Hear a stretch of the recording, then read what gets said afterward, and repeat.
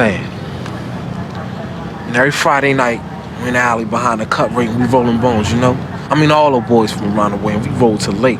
Alley crap game, right? Like every time, he snot and fade a few shooters. Play it out to the pots deep, snatch and run. What, every time? Couldn't help himself. Let me understand you. Every Friday night, you and your boys will shoot crap, right? And every Friday night, your pal Snot Boogie, he'd wait till there was cash on the ground, then you'd grab the money and run away? You let him do that? I mean, we'd catch him and beat his ass, but ain't nobody never go past that. I gotta ask you, if every time Snot Boogie would grab the money and run away, why'd you even let him in the game? What?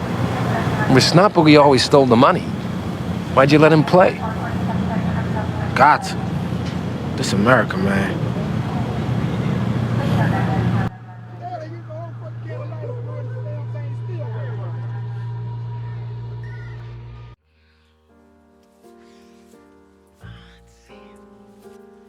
Este episodio de Contracine lo vamos a dedicar íntegramente a una serie que marcó un hito a principios de la década del 2000. Emitida por HBO, nunca logró niveles de audiencia destacables, aunque el paso de los años la supo ubicar entre el selecto grupo de mejores series de todos los tiempos. Sitial que hoy en día mantiene, a pesar del auge de las plataformas que sobrevino luego de su temporada final en 2008. La serie es The Wire y no vamos a responder la pregunta que da nombre al episodio. Pedimos perdón por el clickbait, pero sería injusto e inconducente definir a The Wire como el padrino de las series. No somos amigos de definiciones terminantes. Nos conformamos con afirmar que The Wire sigue siendo un imprescindible. Pasarán los años y su grandeza seguirá ahí, dispuesta a que la descubramos.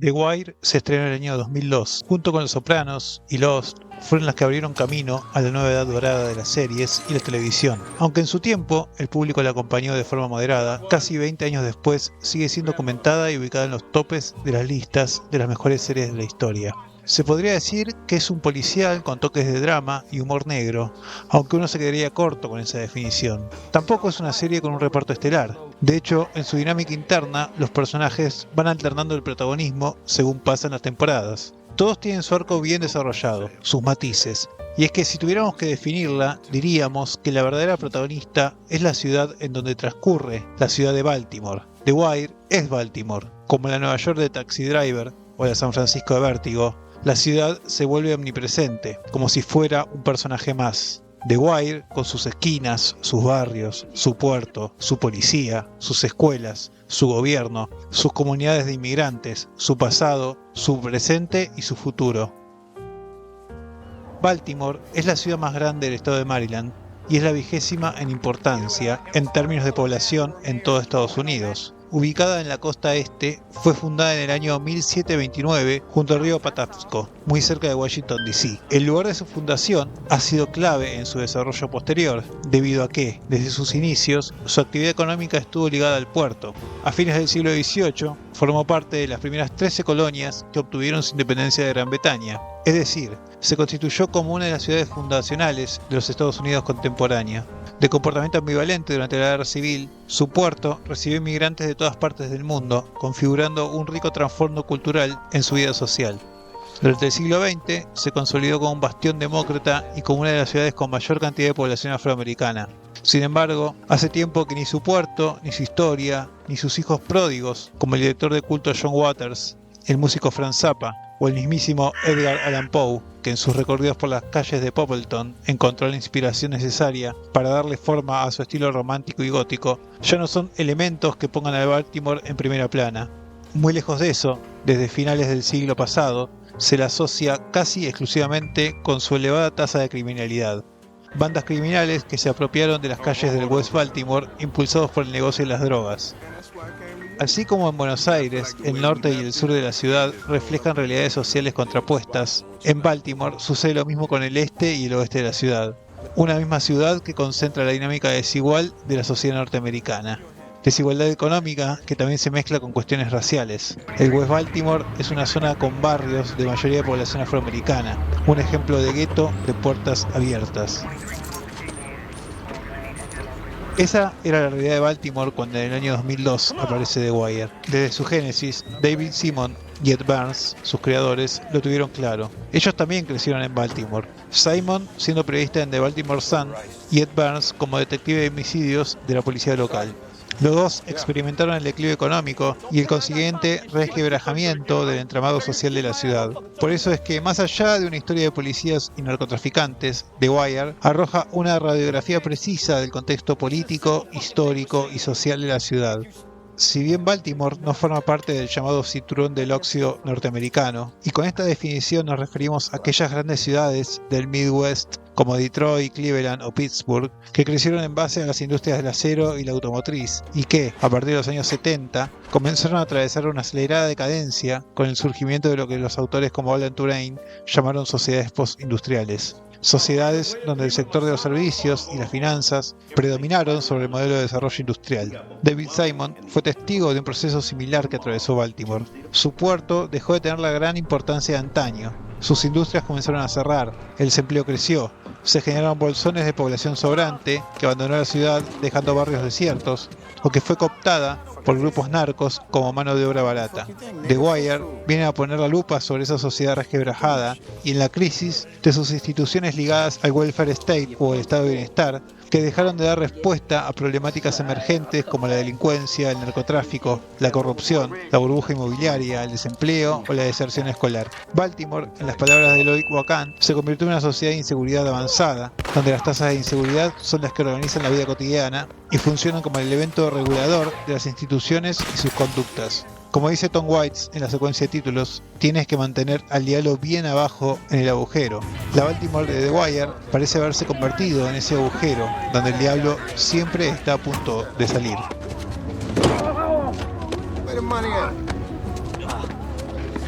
David Simon dijo en varias entrevistas que pensó a The Wire como una gran tragedia griega, personajes con el destino fijado, que juegan con cartas marcadas desde el principio. Peones de un tablero enorme a merced de los caprichos de los dioses. Y es que el dios caprichoso es el sistema con mayúsculas que se alimenta de unas instituciones disfuncionales y el fracaso de un sueño de destino colectivo. Al mismo tiempo que hay personajes huérfanos que navegan en el anhelo de la autorrealización del triunfo individual.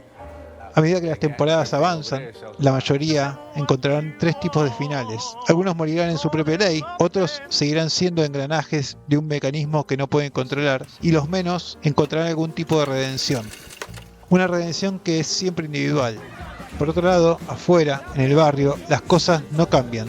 Los chicos siguen las esquinas, la policía sigue cortando la soga por la parte más fina, y la lucha contra el narcotráfico sigue signada por el fracaso. Por eso The Wire es profundamente amarga, porque no viene a aportar una visión luminosa del mundo. Como una novela de Dostoyevsky, le interesa profundizar en los claroscuros de la condición humana. Personajes malos que no son tan malos y personajes buenos que no son tan buenos. Personajes dispuestos a inmolarse contra el sistema y personajes que se divierten jugando un juego de suma cero. Como si se tratara de una muñeca rusa invertida, la historia se va haciendo cada vez más grande a medida que pasan los capítulos y las temporadas. La primera hace foco en una investigación policial para desbaratar una red de narcotráfico en West Baltimore. David Simon iguala el mundo policial y el mundo de las esquinas, mostrando el uso injustificado de la violencia de ambos bandos, el funcionamiento de sus escalas jerárquicas o la forma en que se ejerce el poder. Observamos cómo las cúpulas policiales y las políticas se disponen a cumplir una lógica gatopardista de cambiar algo para que nadie cambie, y cómo las cúpulas de los gángsters se manejan en un intrincado sistema de valores donde predominan la familia o la lealtad. En el medio, personajes díscolos que no pueden adaptarse a ese estado de las cosas, como McNulty, que buscan romper la burocracia policial a cualquier precio, o D'Angelo, un gángster que quiere escapar de ese mundo, aunque pronto descubre que es imposible romper con esa compleja red de lealtades y favores. La segunda temporada, con la inclusión de los estibadores del puerto, añade la perspectiva del mundo del trabajo, del precarizado mundo del trabajo, del quiebre del estado de bienestar y las consecuencias que trajo aparejada: desempleo, aumento de la población sobrante, debilitamiento de los sindicatos. Frank Soboka, la figura central de la temporada, se nos presenta como aquel personaje maquiavélico y extemporáneo que se niega a aceptar el cambio de reglas, que sigue soñando con un pasado que ya no existe, que ya no existirá por más que logre dragar el canal del puerto. No puede aceptar, en definitiva, que la fuerza de trabajo característica de Baltimore, el obrero del puerto, ha sido desplazado por un negocio más rentable en las esquinas de West Baltimore. La tercera temporada nos introduce en el mundo de la política y sus intrigas palaciegas de la mano del ambicioso concejal Thomas Carcetti en su camino hacia la alcaldía de la ciudad. A su vez, desarrolla una subtrama que aborda una mirada abolicionista sobre la lucha contra el narcotráfico con el proyecto de crear una nueva Ámsterdam. Un proyecto que termina compactado como una lata de cerveza y arrojado a ese techo de causas perdidas de la comisaría de la ciudad. Cuarta, y para muchos la mejor temporada, se centra en el sistema educativo. A través de la mirada de 5 chicos, veremos las falencias de una institución que no ofrece oportunidades a los pibes del barrio, sino que tiende a expulsar a aquellos que ya están con un pie afuera del sistema. Por último, la quinta temporada gira en torno al periodismo y en su capacidad de influenciar la opinión pública y las diferentes esferas del poder. En ese sentido, plantea una discusión sobre la posverdad y el modo en que operan los grandes medios. Más allá de la excusa argumental de cada temporada, The Wire nunca pierde su hilo principal, la de una fábula dickensiana del siglo XXI. Si Dickens utilizó la literatura para ofrecer su visión crítica y descarnada de esa Londres en plena revolución industrial, The Wire utiliza las mismas herramientas de una serie de televisión para realizar un profundo análisis de las sociedades postindustriales.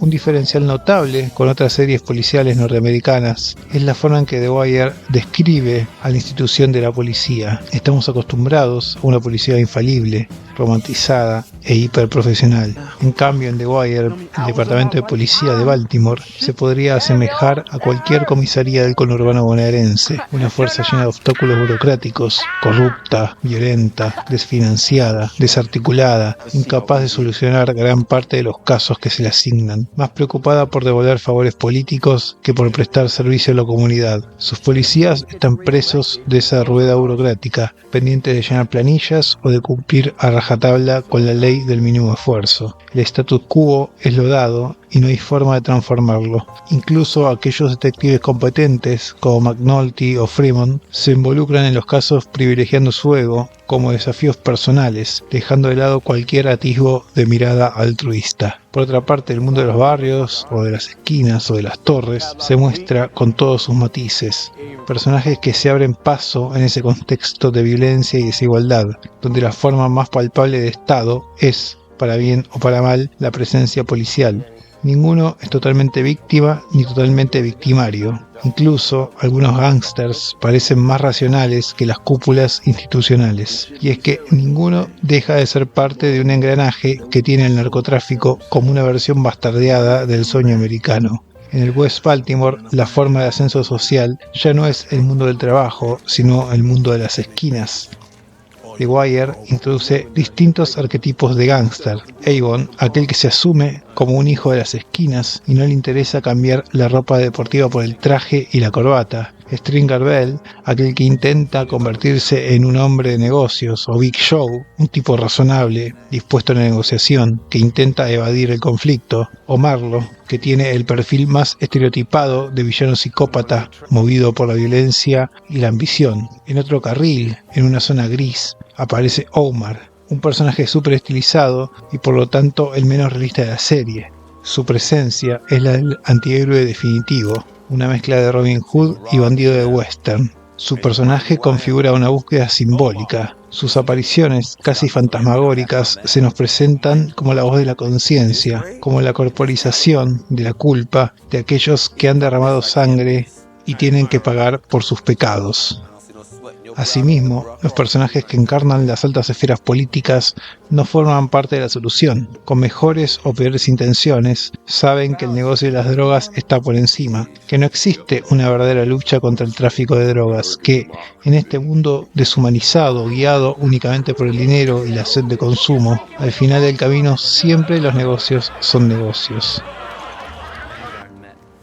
Suele asociarse el éxito crítico de The Wire a su visión adulta, pesimista y sin concesiones con el espectador, quien deberá estar dispuesto a que el contenido no se le arroje masticado y digerido. Una decisión arriesgada si le sumamos que el espectador no siempre busca historias con una visión opaca del mundo, sin blancos o negros, sin buenos o malos. Sin embargo, para descubrir el secreto de The Wire, hay que indagar en varios elementos que se imponen por su propio peso. La construcción de personajes llenos de capas, multidimensionales, con arcos que evolucionan y que en la mayoría de los casos se cierran trágicamente.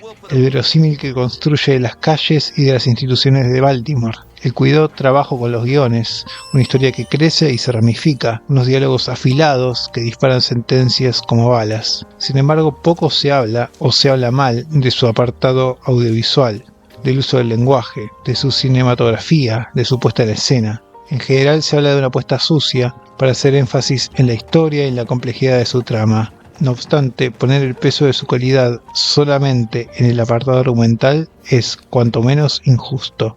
The Wire utiliza una puesta en escena muy cuidada, con una dirección de sentido muy clara, aun cuando no reniega de su esencia televisiva. Vale reiterar que el año de su estreno fue el 2002. En ese entonces, las esferas de la televisión y del cine se mantenían bastante separadas. Fue con series como The Wire, Los Soprano, Lost, sumados a otros avatares de la industria, que los productos televisivos experimentaron un nuevo auge en términos de calidad y críticas positivas. Ya a partir de la década del 2010 se le exigió a las series un despliegue de producción cercano al cine.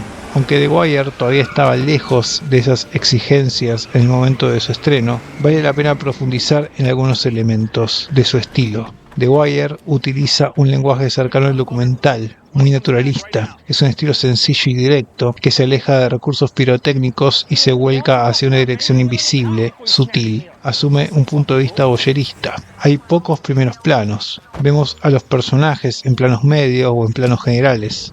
A veces la cámara observa lo que pasa a la distancia mediante teleobjetivos que borran la profundidad de campo. Otras veces lo hace desde una habitación contigua, o detrás de unas rejas, o de una ventana, o de una puerta, o a través de una cámara de seguridad. Nosotros somos una externalidad en ese mundo, un otro que observa casi etnográficamente el mundo de la policía, de la droga, del puerto o de la alcaldía. Esta intención es tan clara que ya en la segunda escena del primer capítulo vemos a McNulty y a su compañero Bank a través de un monitor de seguridad.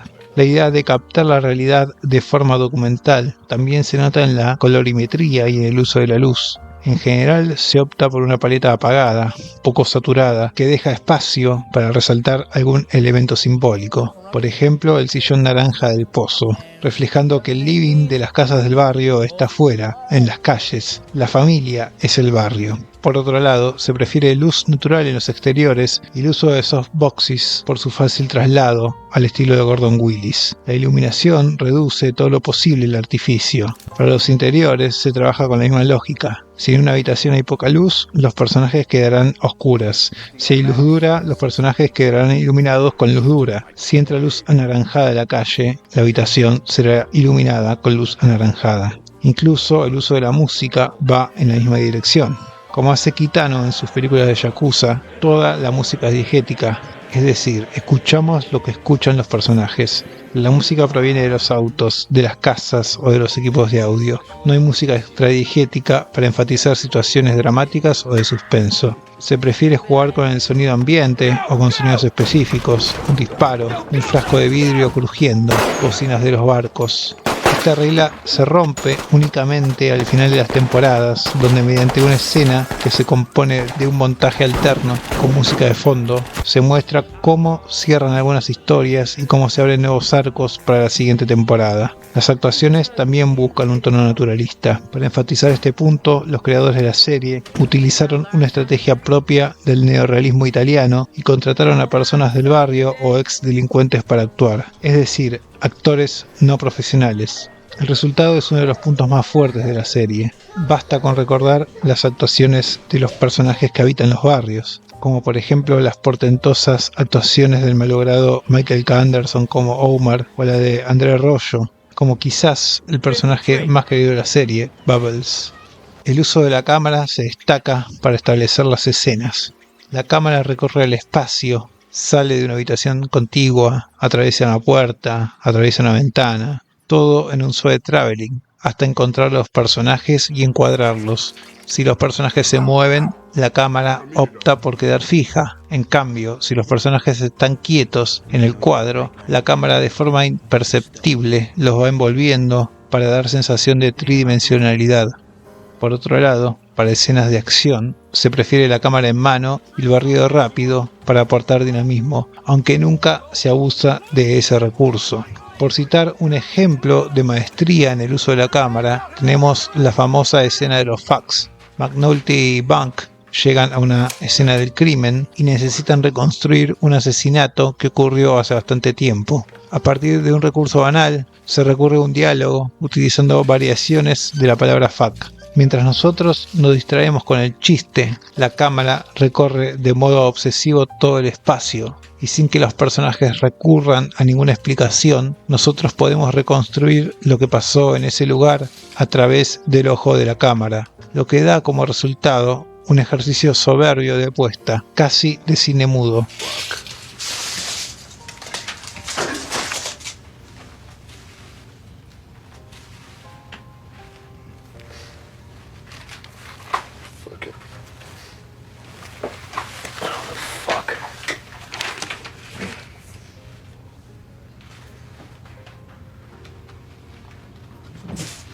Motherfuck.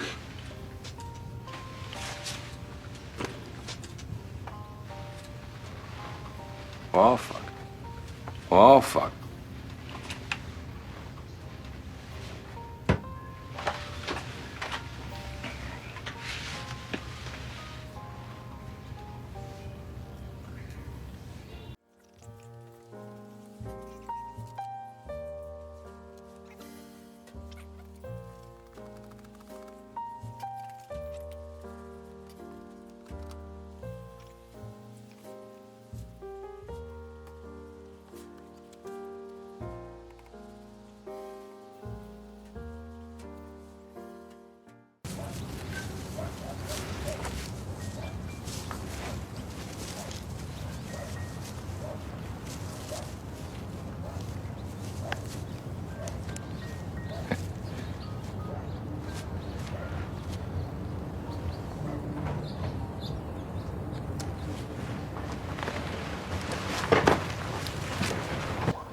Como las demás áreas que venimos describiendo, la edición tiende hacia la transparencia. Se prefieren las escenas largas antes que los cortes violentos. Sin embargo, lo que más resalta del trabajo de edición son las transiciones.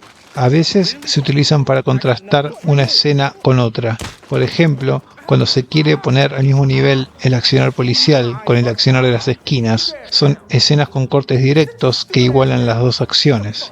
También se destacan las transiciones elegantes para enlazar escenas. Por ejemplo, de un balde de agua pasamos al vaso de café. O del incendio de una casa pasamos a un fósforo que se enciende al mejor estilo Lawrence de Arabia. Si bien la mayoría de las escenas recurren a este estilo visual directo, documental, hay algunas que se construyen mediante recursos más artificiales que ofrece el lenguaje audiovisual. Al ser pocas escenas, estas resaltan, añadiendo mayor impacto y justificando ese leve corrimiento de estilo. Por ejemplo, la escena en que el personaje de Siggy acaba de cometer un crimen. Para representar ese momento de quiebre emocional y de su conciencia, se utiliza planos aberrantes o la cámara lenta. De esta forma el efecto es mucho más poderoso. O por ejemplo, en una de las últimas intervenciones del personaje de Frank, se utiliza el dolly zoom y lo podemos ver charlando con Nick mientras el puerto de Baltimore parece venirse encima. Por último, es importante mencionar que la elección del aspect ratio tampoco es caprichosa. David Simon optó por el 4:3 porque es el mismo que usan los noticieros, aunque podría haber utilizado un formato más alargado para darle aspecto cinemático. A pesar de las limitaciones que puede tener el 4:3, se utilizaron diferentes estrategias para alargar la pantalla y dar sensación de widescreen, como el uso de líneas horizontales en los encuadres, los cuadros dentro de cuadros o líneas verticales para dividir la pantalla. Además, también hay que destacar que en las últimas temporadas la serie podía haber estado grabada en HD, sin embargo, David Simon, para mantener ese aspecto documental, decidió que se siguiera grabando en formato estándar, SD. Tal es así que al día de hoy todavía es difícil encontrar los capítulos de la serie remasterizados. Habiendo pasado más de 20 años de su estreno, todavía no es posible encontrar una única razón para explicar la trascendencia de The Wire y por qué, aún en el 2024, se sigue hablando de ella, a pesar de las toneladas y toneladas de serie que las plataformas han producido. Quizás una razón importante sea su sinceridad, una serie amarga, sin respuestas, que aún conserva rabiosa actualidad en un mundo que experimenta una transformación acelerada, que sigue lidiando con los mismos viejos demonios y que enfrenta un futuro incierto. Por eso nosotros, cuando nos asomamos a una ventana, transformamos por unos segundos en ese McNulty que, parado en medio de la autopista, observa cómo la rueda sigue girando, cómo el tablero sigue siendo gobernado por los dioses y cómo nosotros nos vamos convenciendo poco a poco acerca de la naturaleza inmutable de las cosas.